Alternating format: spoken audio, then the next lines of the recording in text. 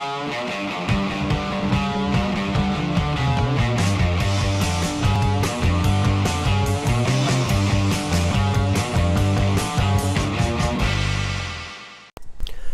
video we start with a hydration chart. Am I hydrated? Aim for clear urine at least 10 times a day. Eat a diet rich in fresh fruits and vegetables. Drink a quart of water before meals. Thank you.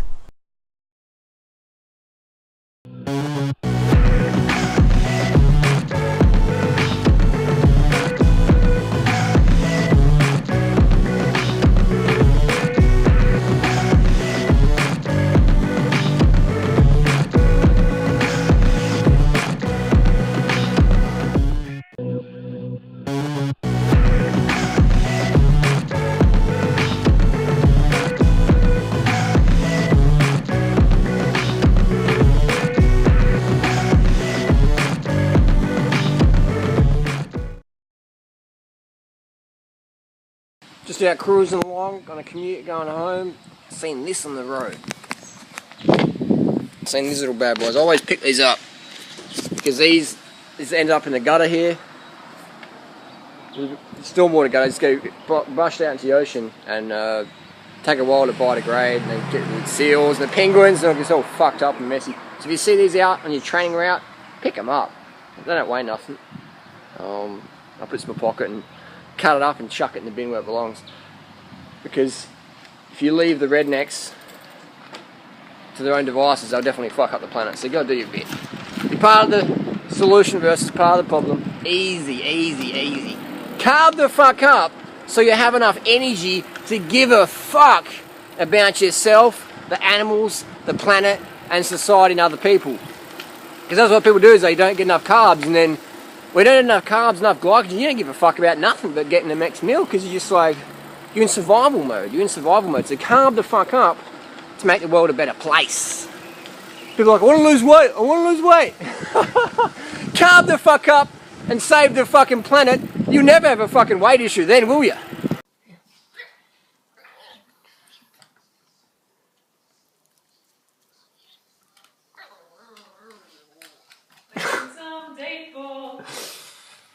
That's right.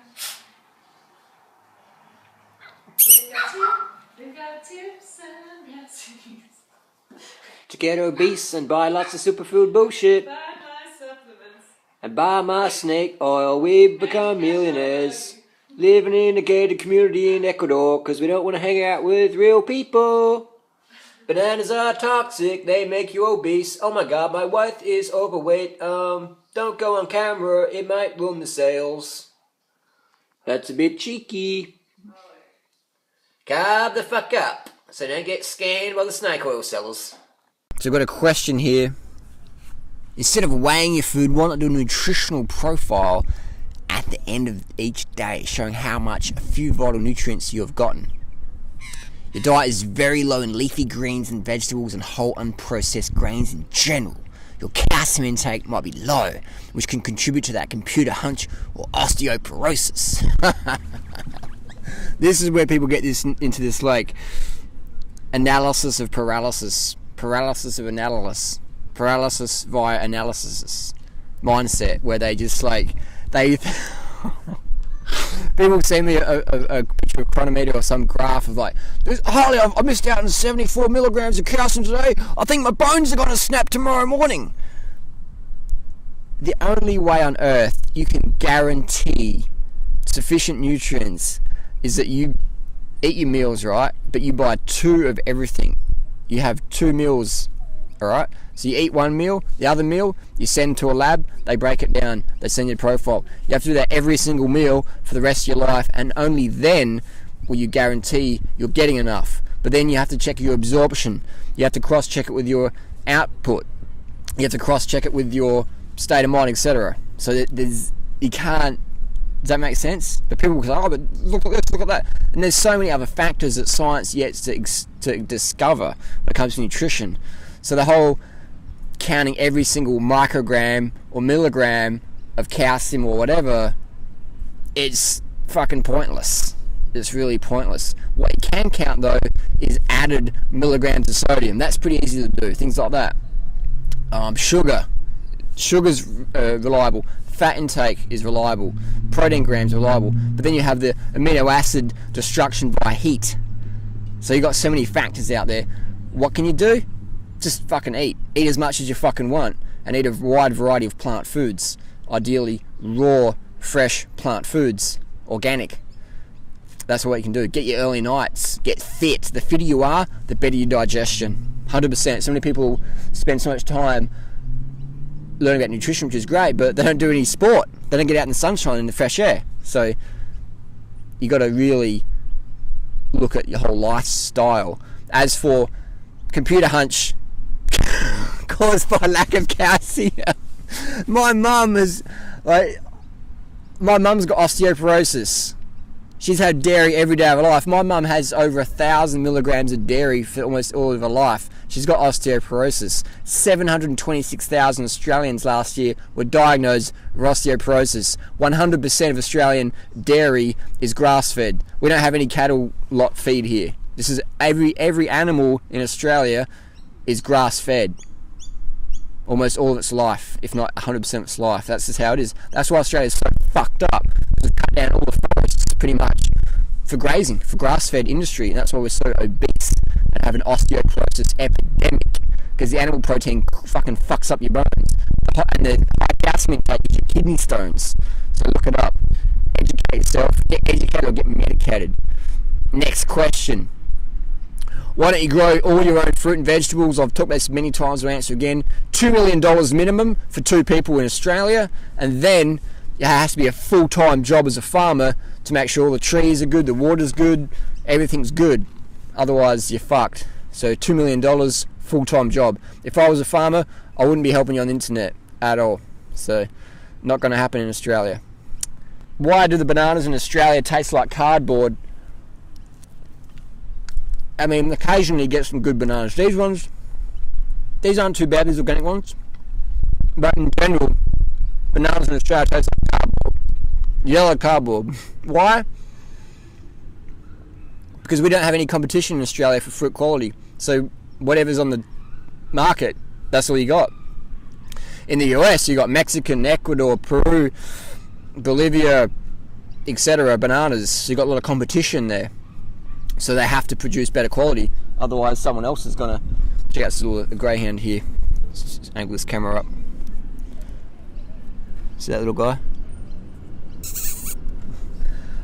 At the dog park.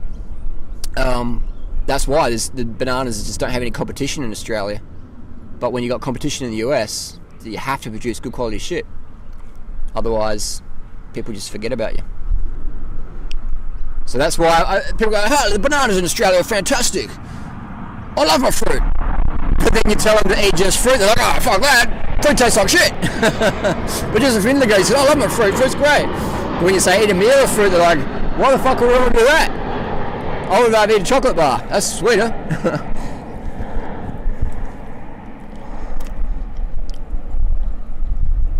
So, cherries are just coming in season. Here's a picture. Local cherries, $25 a kilo. This is wholesale price. This is from the farm direct. This cherry farm is literally 4 kilometers from my house, from my front door.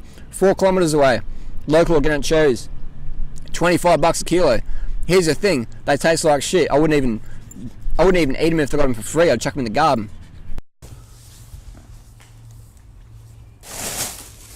Making a smoothie now. Now I like to use around a cup sometimes of sugar if the bananas. These are organic bananas. They're ripe. Not very sweet though. Not very sweet. So very low in calories. I want to boost the calories by adding in some sugar. In nature, this would be sweet as. Figsy, what are you doing? It'd be sweet as. But because they're picked very green, like most fruits picked green, you don't get the full sugar set. It's just how it is. So we're adding in what should be there. So if you just eat that, that's good, but you're getting fuck all sugar, really, aren't you? Fuck all sugar. That's why I laugh so heartily at all the idiots out there saying, "Fruit's really high in sugar these days. It's been going too much sugar." Fuck off. Try and do a fruitarian diet for a while, and you'll soon realise that, oh my god, this fruit's pretty fucking bland. Have quality fruit, and then you work out the commercial stuff. just doesn't really cut it, unfortunately. Especially in Australia. This is the highest quality organic you can get. Tastes like fucking cardboard. Cup of sugar. In the thing. Now sugar, this is coconut sugar, it's about $5 a cup. That's about $5 worth of sugar there. You can get the standard Australian organic sugar. That's about 55 cents for a cup.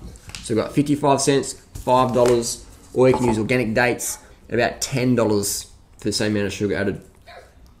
The date, I love the dates. So I can afford either $10, $5, or 55 cents, but I want to give people options because I understand that some people might have families and they've got not as much money as I have or whatever.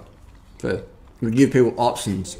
You know, I don't live in a gated community and drive a fucking Porsche. I'm a real world person. I give real world options. Not that driving a Porsche makes you a bad person, but you know what I mean? I understand that I'm a people person. I travel around. I've been homeless before. I can fucking relate to all levels of people. And for these fruit-wise things, bit of texture. I like to stimulate my appetite as much as possible so I eat more. The more you eat, the more you can live. I should say, the more you eat of high-quality things, carbohydrates, the more you can live. Because you got more energy to do shit. You got more energy to do shit. These big bananas. This is a Lance Armstrong book. How Lance does it. Lots and lots and lots of fucking drugs. Every single sporting champion on the planet juiced to the fucking gills. Lance is no exception. It's still a valid book though, because Lance had a lot of it up here. Drugs give you that physical edge, but you still got a bit of a mental thing going on there. So always lessons to learn there from our dopers, but 100% every single world-class famous athlete on that planet juiced to the fucking gills. But imagine if that became like mainstream knowledge. Can you imagine? What would people do? What would people do with their time on the weekends? Spend it with their kids? Watch the Super Bowl. Watch all the people on hot sauce. Live the fairy tale. Perpetuate the fairy tale. Little dog there. She's shy. Doesn't like eating on camera. Doesn't like eating on camera. Let's see if we can get her again. It's like an animal documentary. Look at that, look at that. The wild Cambodian greyhound smells the food and seeks it out. Some caloric nourishment for the little skinny dog. This time of year it wears a purple coat. Part of the breeding season. It gets a big chunk and retreats to its natural settings. Notice how dogs don't chew, they just gulp. Just gulping down that vegan pet food. Look at it. We're watching you, Figsy. They don't chew, do they? They gulp. So next time you're eating your steak, just gulp it down like a real omnivore does. Crazy. Questions. Heading to Port Douglas soon for about 2 weeks and can't find any vegan spots to eat there, or even as much as an organic store. A friend told me that fruit grows trees and everywhere there, but most likely to get into trouble for harvesting them, and whatever fruit is actually sold there, you pay crazy prices for. Love my fruits and veggies, so this came as a rough news for me. Would love it if you could offer me any tips living up there. Well, Port Douglas is a beautiful location. It's in far north Queensland, above Cairns. Very, very, very scenic location. I'm not sure if this person's from Australia or from the US. If they're from Australia, they'll understand how expensive things are here. If they're from the US and they're going to Port Douglas, they're going to get a fucking rude shock. For one, it's a perfect climate for growing world-class tropical fruit. Secondly, it's really fucking hard to get tropical fruit up there. Thirdly, if you can get it, they're going to fucking bend you over and take it from you. Fourth, not much fruit grows up there. I mean, someone who doesn't eat fruit or eats like a banana once every few days might go, oh, it's everywhere. But a fruitarian, there's no fruitarians living in Port Douglas because there's not much of a fruit scene going on there. There's fuck all. There's a thing called port produce, which is they sell to the restaurants, but you'll be getting bent over when you go to port produce. And even then, the quality is pretty... Fruit quality in Australia is very low. It's probably the lowest quality. It would be the lowest quality of any nation in the world, Australia, for fruit. We can grow some exceptional things. There's some exceptional organic farmers here, but there's like a handful of them. And so they can't produce that much food because there's only like 3 or 4 or 5 of them that are really growing A-grade fucking produce. The rest are just putting out shit and people are buying it because that's all you got. That's all you got in Australia. You don't have an option, really. People say, grow your own, grow your own. That's great. If you live in a fairy tale world, $2 million minimum for an organic farm here in Australia to get us going, good land, rock dust of soil. That's for about 2 people, 2 fruitarians, $2 million. And it's going to take you at least 10 years of full-time work to really get that going in terms of having the money, then quitting your day job, and then you work on that farm and you make it happen. So $2 million plus 10 years. Welcome to Australia. Port Douglas, there's always vegan food at Port Douglas. You got Coles there. You can always get vegan food at most restaurants. But the thing is, going to restaurants is a bit of a letdown because most of the time their food is too greasy, too salty. But you know, a good restaurant can steam up some rice for you. You could bring your own sauce and put it on the plate. Depends. There's always ways around it. A good website is happycow.net. If I was going to a restaurant in Port Douglas, I wouldn't actually go to a restaurant in Port Douglas because there's every single restaurant in Port Douglas that I can think of is crap. It's their shit. They don't even use organic produce, most of them. So why would I want to pay that much money to go to some shitty restaurant that doesn't know how to make real food? I wouldn't go to a restaurant in Port Douglas. People are like, you don't understand, this is high-class fine dining. Fuck off. Dog food isn't fine dining. Restaurants that serve dog food, that's not my definition of fine dining. Call it what you want, but it's not fine dining. People serve dog food. It's not fine dining. This is not dog food. It's fucking meat. It's dog food. It's what dogs eat. My dog eats better than that. My dog eats fucking vegan foods. And occasionally the dog catches a mouse. But Port Douglas, go there. Definitely check it out. Check it out. Do a YouTube blog about it. Do a YouTube vlog. Say, this is my experience in Port Douglas. Do an experience about it. So then other people Googling up can check it out. Everyone should be doing fucking YouTube videos about locations or situations or whatever, sharing their personal experience. And keyword it in the good name. Port Douglas Fruitarian, or eating vegan in Port Douglas, or travel Port Douglas, whatever. Eating healthy and lean in Port Douglas, Australia, whatever. So when people Google it up, your video comes up, #1 ranking. #1 ranking. Getting full here, getting full. Another question. Please debunk this moron. And the person sent me to a YouTube video called Eat Less, Live Longer. I'm not even going to watch the video because I know it's just some calorie restriction bullshit. Basically, to debunk calorie restriction, where are the long-term anorexics that live long life? Anorexia has been around a long time, but they all seem to die pretty early. They're the ones who can maintain it. Calorie restriction doesn't extend life. Every single calorie restriction study has never been done on fucking humans. So I'm sorry, but doing studies on rats and worms and then translating that evidence to humans is a bit bullshit in my book. So when there's some human studies out there showing otherwise, then maybe we'll pay attention to it. But otherwise, it's just people telling bad people good things about their bad habits. All right, this is going to blend this bad boy up. I'm going to drink it down. Calorie restriction, eh? Calorie restriction. Sit and spin. Vegetarian vegan for 40 years. Made me stop, gave me pause. Went, got my cholesterol checked, and wanted to head over to the medical library to see if there's anything new in the medical literature that could help me explain.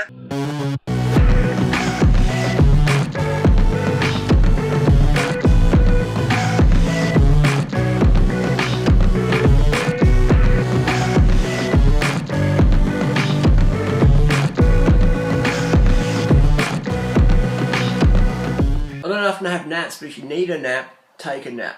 That's one of the bad things about doing caffeine, is helping people feel tired.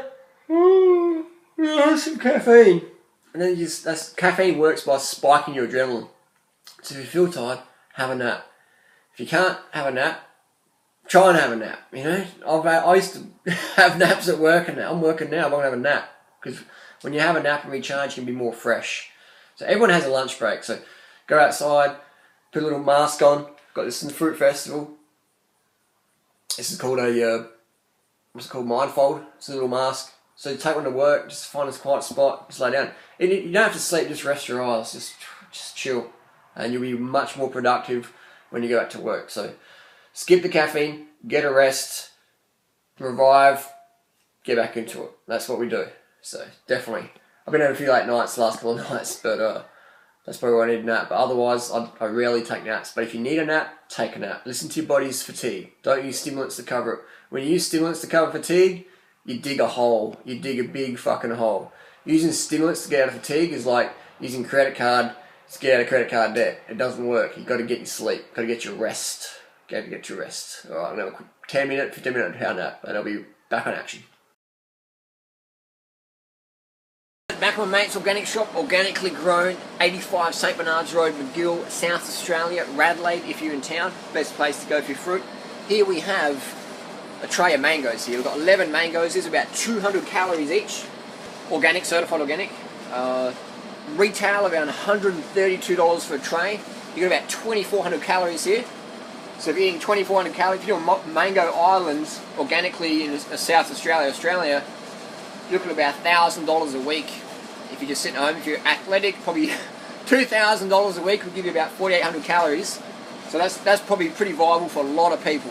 But seriously, that's why we give people a fucking backup plan. I can afford to eat a $70 meal of mangoes or a $100 meal of mangoes. Most people can't. That's why we give people a backup plan. Does that make sense? I love fucking eating mangoes, alright? But I don't like that conventional shit because that's full of poison and they taste like shit most of the time. These mangoes taste incredible. Incredible. Just let them ripen up. But there you go. That's the Australian mangoes. Beautiful. Don't eat conventional Australian mangoes because they're full of fucking poison. Get the organic ones. Rob a fucking bank if you have to.